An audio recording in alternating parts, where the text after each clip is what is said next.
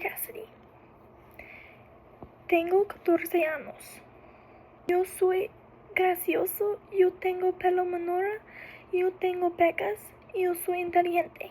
Estoy en el parque, yo estoy alegre. Devor se llama Carly Willis, tiene 15 años. Mi amiga es tonta, ella tiene pelo menor, mi amiga es guapa, mi amiga es divertida. Mi amiga está en el parque, mi amiga está tranquila. Parte 5.